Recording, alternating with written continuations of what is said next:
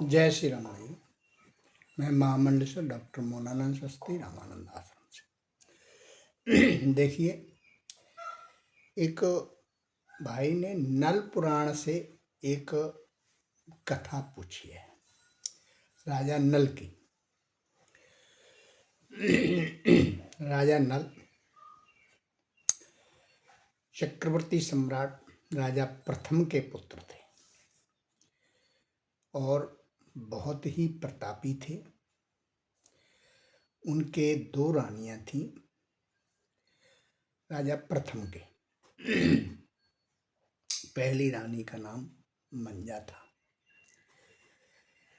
वो बहुत धार्मिक प्रवृत्ति की थी।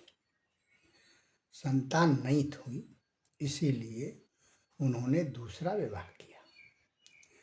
दूसरी रानी जो आई वो कुछ अच्छे आचार विचार की नहीं थी।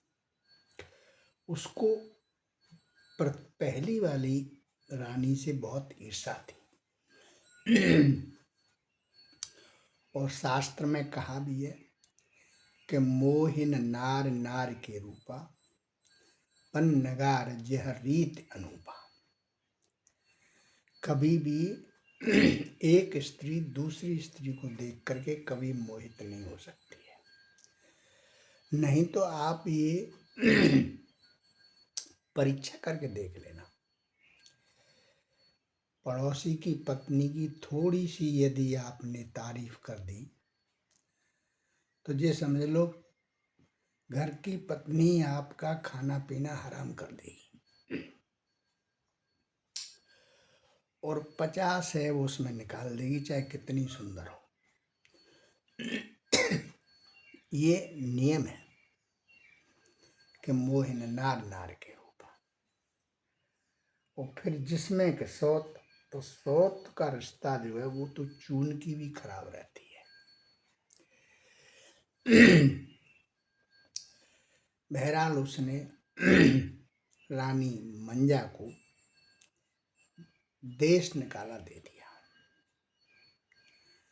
यानी राज्य से बहिष्कृत करवा दिया राजा के द्वारा। और कहा गया कि इसकी आंखें निकाल करके ले आना। जल्लादों को आदेश हुआ, जल्लाद जंगल में ले गए रानी को। रानी से प्रार्थना की, हे माता, हे राजमाता, हमारा कोई इसमें दोष नहीं है। यह तो छोटी रानी का कर्म है। राजा उनकी बातों में आ गए। हमने आपका नमक खाया है, हम आपकी आंख नहीं निकाल सकते, लेकिन हमारे ऊपर दया करना, आप लौट करके नरवर राज्य में नहीं आना। नहीं तो फिर हमको फांसी लगवा देगा राजा। और उनको तथागत जंगल में छोड़ के आ गए। अब रानी गर्भवती थी। बहुत बड़ा जंगल और एक तालाब का किनारा, और वहाँ हिंस बहुत, एक कांटेदार वृक्ष, उसके अंदर ही रहती थी। रास्ता वहाँ होकर के जाता था, आवागमन था, इसीलिए उसमें वो सुरक्षित। बहुत ही माता दुर्गा की भक्त थी वो, बहुत सेवा पूजा अर्चना करती थी।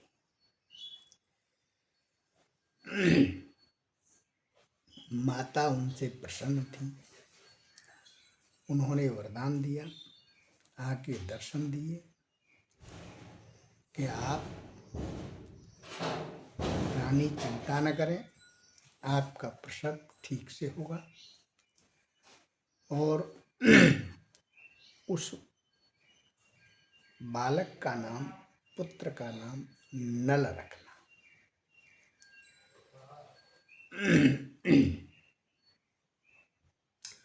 और एक छड़ी उसको प्रदान की माता ने।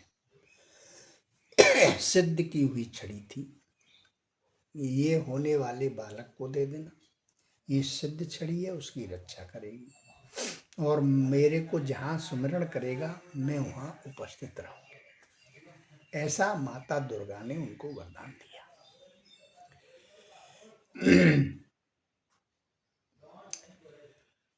प्रसव हो गया।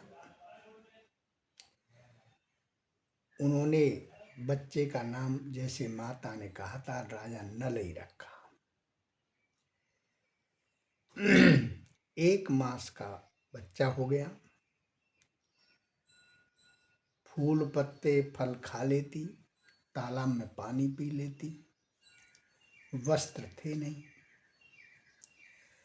एक व्यापारी वहां होके अपने बैलगाड़ियों में माल लाद करके, पुराना जमाना था, जा रहा था।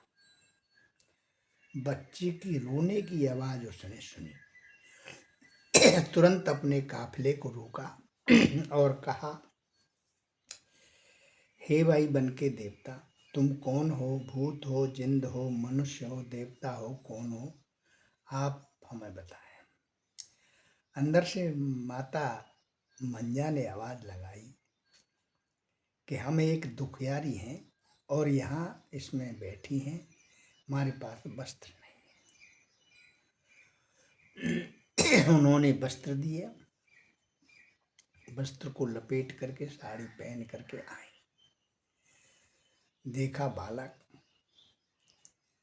व्यापारी बड़ा प्रसन्न हुआ। बोले मेरे कोई बेटी नहीं है, केवल एक पुत्र है। आज से मेरी धर्म की बेटी है, तो चलो मेरे साथ। बिठा लिया। आराम से रहते। कुछ दिन बाद जब बालक बड़ा होने लगा, 9 वर्ष का हो गया, तो 9 वर्ष का हो गया, 9 वर्ष का बालक, तो फिर वो व्यापारी व्यापार करता था। बालक बैठ करके सुनता था, अब इतनी प्रॉफिट हो गई, अब इतनी प्रॉफिट हो गई, इतनी प्रॉफिट हो गई, इस चक्कर में इतना माल बच गया। इस प्रकार से उसके मन में लालसा हुई। कहने लगा, नाना जी हम आपके साथ चलेंगे। जब वो जाने लगा, 2-3 चक्कर गया तो और ज्यादा व्यापारी को लाभ हुआ। उसने समझ लिया कि इसका बच्चे का पैर बड़ा शुभ है। अब वो बच्चा मना करने लगा, बोले अब हम नहीं जाएंगे। तो उसने कहा ठीक है, तेरे को हम चवन्नी का पार्टनर बना देते हैं, 1/4 का। इस लालच में फिर जाने लगा, और ज्यादा बचत होने लगी। अब तो वो आधे का मालिक बन गया। उसका जो मामा था वो दुष्ट प्रकृति का था, व्यापारी का पुत्र। उसने सोचा नहीं इसको आधा धन देना पड़ेगा। तो उसने जहाज से धक्का दे दिया, समुद्र में चला गया। माता दुर्गा का वरदान था उसके साथ, कृपा थी उसकी। पाताल में गया तो वहां एक बहुत ही सर्प रूप में एक दानव था। उसकी पुत्री थी मूतनी, उसको गजमूतनी भी कहते हैं।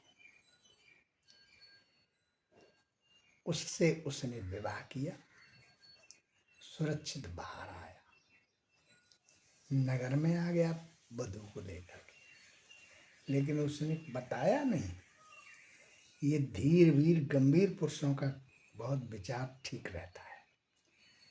उसने बताया नहीं कि इन्होंने मुझे धक्का दे दिया था,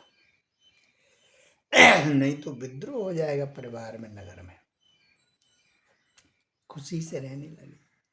इस बात को व्यापारी का पुत्र राजा नल जानते थे बस। अब उसने माता से कहा, हे माता, हमारा पिता, हमारा देश कहाँ पर है? माता ने बताया, राजा प्रथम तेरे पिता है, नरवर तेरी राजधानी है। ठीक है, जय श्री राम। आगे के प्रसंग में।